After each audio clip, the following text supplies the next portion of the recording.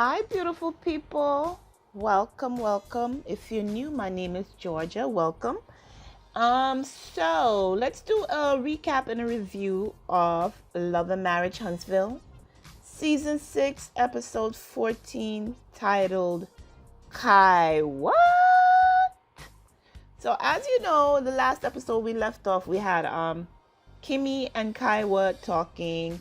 Maurice set up the meeting for the two ladies to have a conversation because Kimmi had some stuff that she needed to not really get off her mind, but just to make clear. So we left off where Kimmi was talking to Kiwah, and Kimmi told her, I was being called a side chick in the media, and you didn't do anything to, dash those rumors.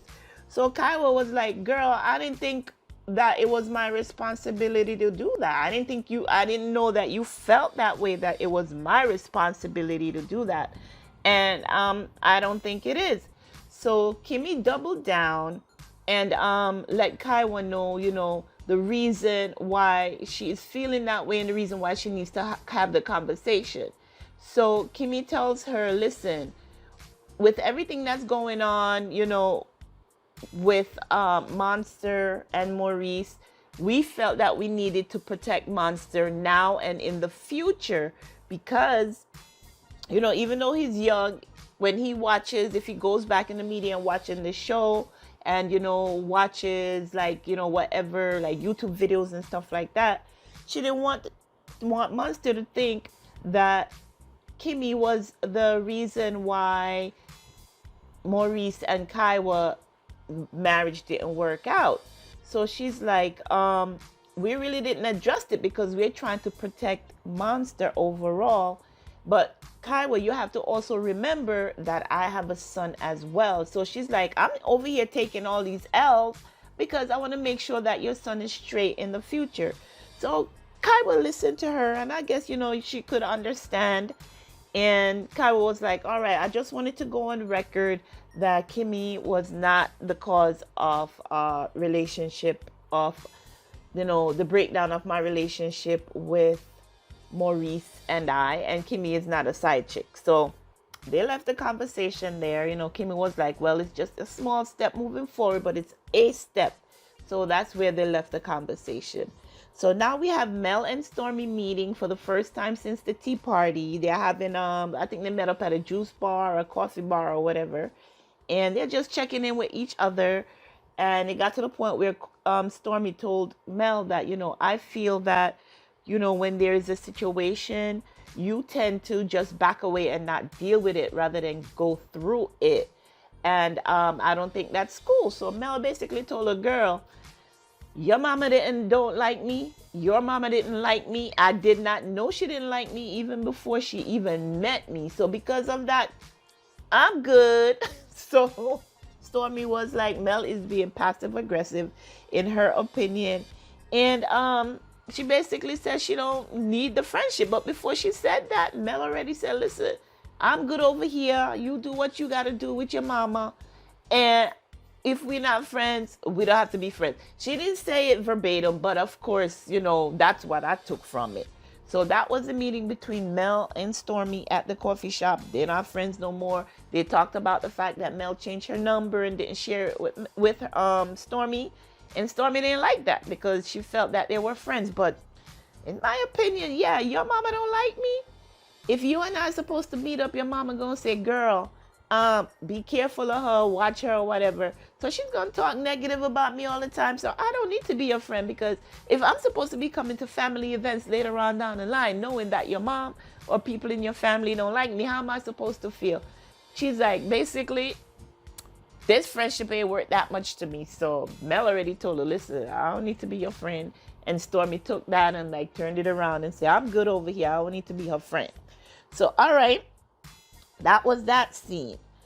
And in my opinion, with that scene, yeah, Mel is right. Listen, she don't like me. She don't have to like me. That's her opinion. But at the same time, I don't need to be around you. All right. So that's my opinion on that scene. Now we have Tisha and the group, the Core 6. So they're meeting at the venue that they're going to have the Black Business Expo. We see them come in one by one or whatever. You know, when they're together now, Tisha pulls out the flyer like on her phone to show it, and she's pushing it in Kimmi's face. See, there's something here about the Black Business Expo. So Kimmi was like, okay, girl, I see it. I see it. You don't have to do all that.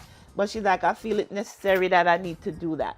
So then we have, I believe, Martell come in, and Martell is in there checking out Tisha, because Tisha had on some jeans that sat on her. Girl, them jeans was sitting. So Martell is checking her out and talking about, oh, I see Tisha working out. She's doing, you know, everything I showed them. I don't know what you doing, Marcel, but Tisha working out. Marcel was like, man, keep your eyes off my wife, and so on and so forth. So they had that little kiki moment right there. Everybody was asking about Mel. So Tisha told him, listen, I met with Mel, and she's not, with everything that's going on, she doesn't want to be a part of this. Martell went in the confessional and said what he had to say. He's like, listen, what's going on? I think we should be able to separate everything. What's going on in the courts with Mel and I is what's going on in the courts. He said, you know, we're dealing with the kids and stuff. And I think that she should be able to separate that from the business, because we're doing this for the community, and she should be able to step up and do it. But, you know, it's kind of disappointing that Mel is not here. So Tisha was like, well, that's okay, because I've invited Stormi and Courtney to be here. So I think around that time, Stormi came in with Courtney, and she was excited to be there. She's like, I'm all for this. I'm for helping out, doing, you know, stuff for the community. Then they asked Maurice's opinion, and Maurice, I felt, was he wasn't nostalgia about the comeback group, because what he said was, and you could tell that he was emotional about it. He said, you know, when they first came together in season 1, episode 1, you know, he was excited about having a comeback group and doing whatever they could for the community. And the fact that Melody is not there, it doesn't really feel the same. So more so, you know, spoke up and told him, like, listen, we're still doing it for the community, even though Mel is not here. The feeling is still there. The need is still there. So, you know, let's focus on that. So they looked at the venue. They were talking about it. I think Stormi had some questions, because I didn't think they even broke it down to her.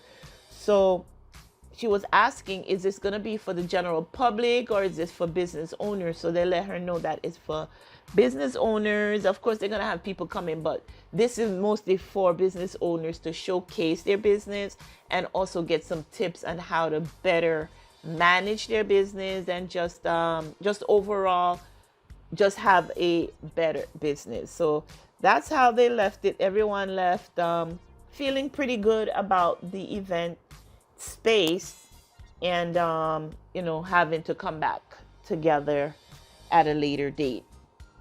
So how do I feel about Mel, you know, being part of it? She did say, I think in one of her Instagram stories, that she had just been served hours before they had that scene where they walked the venue. But I think Mel should have actually gone through with it, in my opinion, because the overall is that it was for the community. It wasn't for Martell. But then again, she felt like she was being attacked from all corners. She couldn't trust the people around her. So it might have been, you know, it might have been uncomfortable for her. Let me know in the comments what you think. Should Mel have been a part of the Black Business Expo, or you think she did a good thing by bowing out? Oh, okay. So that was that scene. Now we have Maurice and Monster. I thoroughly enjoyed the scene between father-son. Maurice and Monster went and they played basketball. It seems like Monster, you know, comes alive when he's doing the sport. He seems to like basketball, and he's good at it. So, you know, they're talking, and I'm wondering, why is it they don't have any parks in freaking Huntsville? Why are they indoor playing basketball? Or maybe it was the time of year that it was filmed, but that was just something I noticed. Like, why aren't you outside playing basketball? But they had the talk, another talk, you know. Maurice, like, I know you're kind of, you know, tired and over us having the talk, but, and Monster is like, yeah, it gets kind of tiring at times. It gets kind of boring, because we're doing the same thing over and over again. And Maurice, he said he apologized to him because he sees that he's talking at him and he's not allowing him to be himself. And he has to realize that, he's growing up different than how he and his brothers grew up. He's telling us that when he was younger, that monster, he had two jobs where he was cutting hair and also doing, lawn care. So maybe he's projecting his childhood on him and he's sorry for that. Then he tells Monster or asks him, he's like, do you feel that you can't talk to me? And Monster was like, yeah, there are times when, I have opinion or ideas or I feel like something isn't working for me, but I don't voice it. And Maurice was like, so why is that? He's like, well, I don't feel like I could talk to you because I don't feel you could hear me. So, all right. So he said, going forward, if you have an opinion about something, if you need to voice, something, let me know. So Monster was, all right, I'll do that. So he's like, one thing can I voice right now is, after we done this, can we get something to eat outside of the house? So I'm guessing they do a lot of home cooked meals. And kids, they like their fast food. They want the McDonald's, they want the Chipotle, they want the In-N-Out burger, whatever it is. I don't know what it is about kids and fast food, but they love their fast food. So Maurice was like, well, you have to play me another game in order for that to happen. And Monster was like, all right, bet, let's do this. So they had a good time working on it. And I'm looking forward to seeing a better relationship going forward with Maurice and Monster if they decide to show it to us. All right. Another scene that I enjoyed. I'm telling you, this episode was cool. I like this episode. Courtney went to visit his mom. Nice bike, by the way, Courtney. Courtney went to visit his mom, and I am loving her. I just want to give her a hug. She seemed like she was the sweetest lady ever.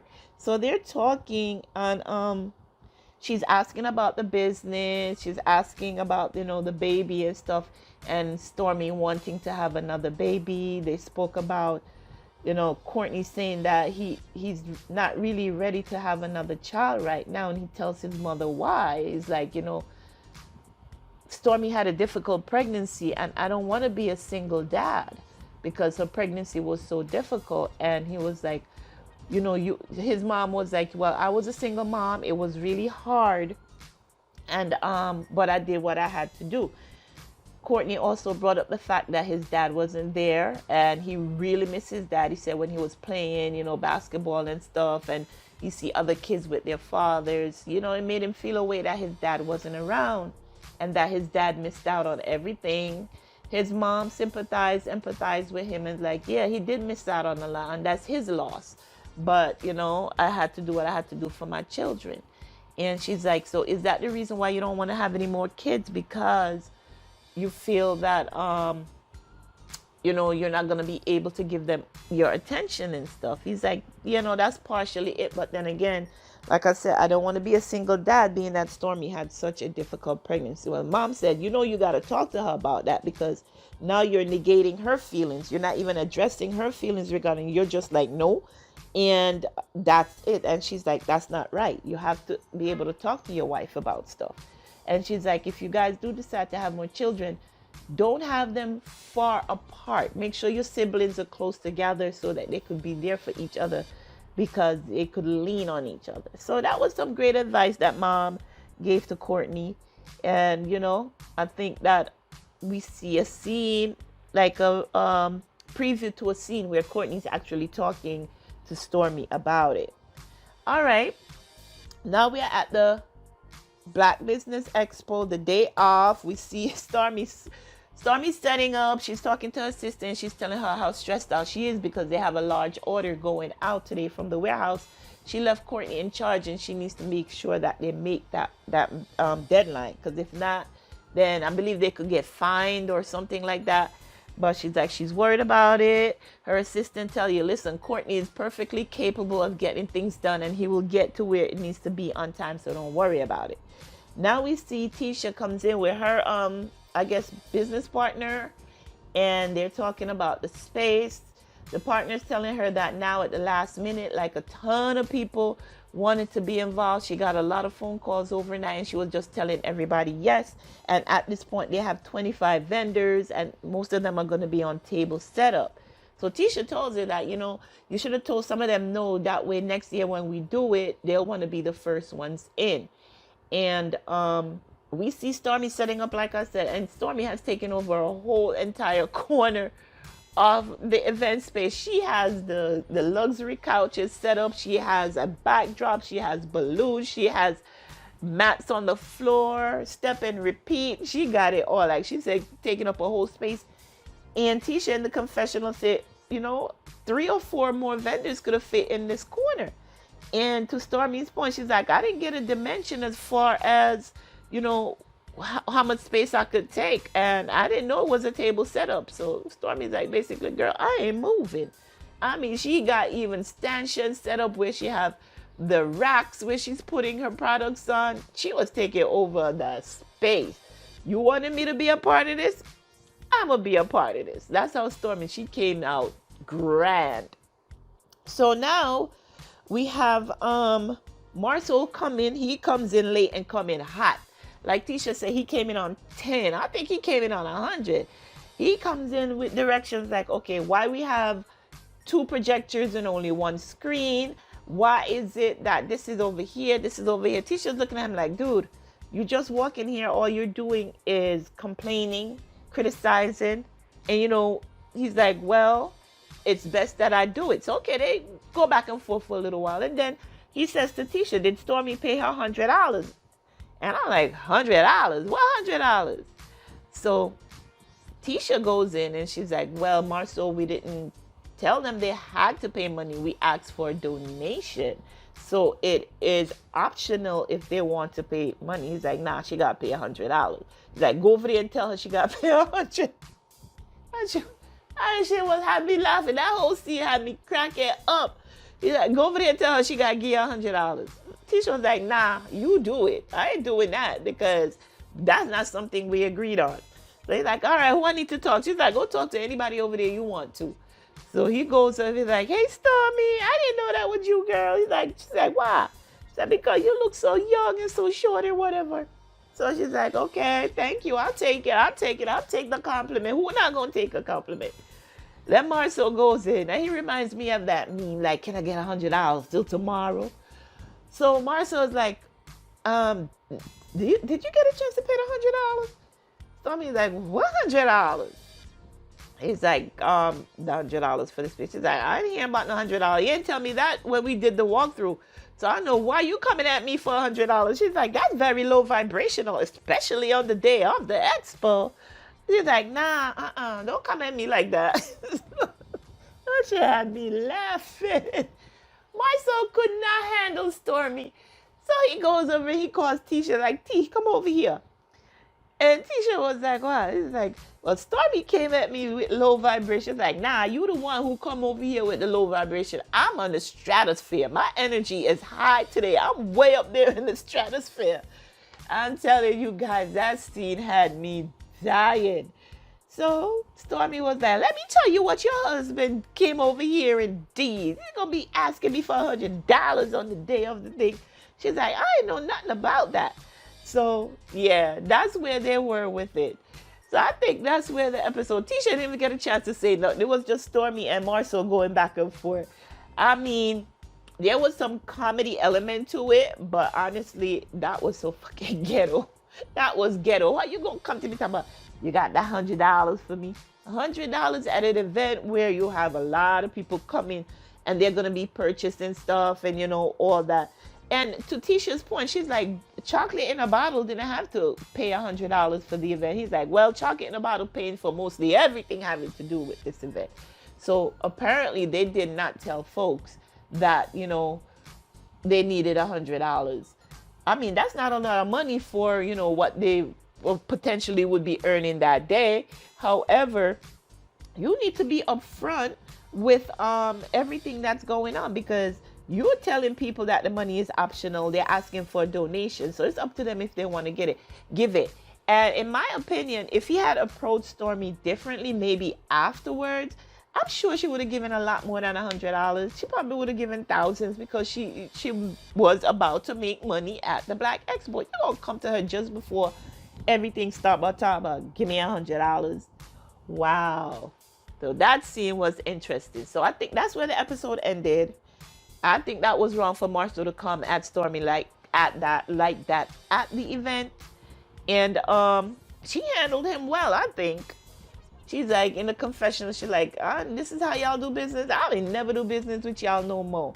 But we already know that her products that Tisha and her girls are promoting as theirs belongs to Stormi. So, I don't know, not belong to Stormi, but, you know, they purchased from Stormi. I'm assuming the labels look similar to Canvas Beauty. I could be wrong. You know, they were relabeling. I'm not sure. I think Tisha needs to address that on social media. Well, of course, she's not going to give up her supplier, but at the same time, she could just say those products are not from Canvas Beauty. So, yeah, that's where we are with it. I'm looking forward to seeing the relationship build more between Marceau and Monster. I hope to see more of Courtney's mom. I like her energy. Like Stormi said, high vibrational energy. I like her energy, and she gives great advice to her boy. That's so sweet. She's a sweet lady in my opinion.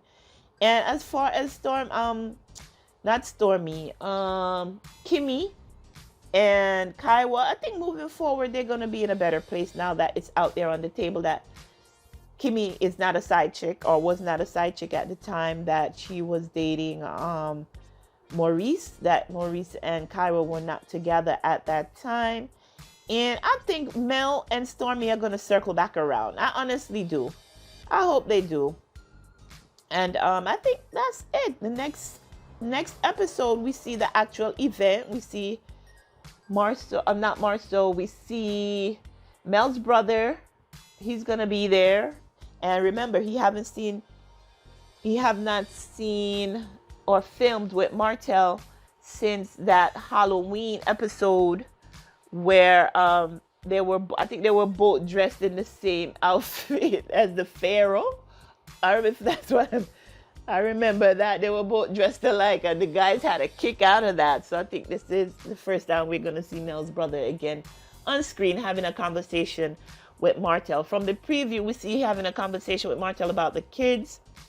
Martell telling him that, you know, as long as the kids are taken care of. Didn't you tell, you know, that you don't want her brother watching the kids? So that's going to be an interest. I think it's getting better from here on out, guys. So, you know, we're at episode 14. I don't know how much more we got to go, as they say. I think it's 18 episodes. We can't seem to ever get enough of Love and Marriage Huntsville. But, yeah, that is where we are. I'm rambling, so we're going to wrap it up here. I thank you for watching my recap and my review of Love and Marriage Huntsville, Season 6, Episode 14, titled Kiwah. Until next time, guys, make sure that you thumbs up this video, subscribe to the channel, and share this video if you wish. Until next time, make sure that you take care of yourselves and your families. Bye-bye.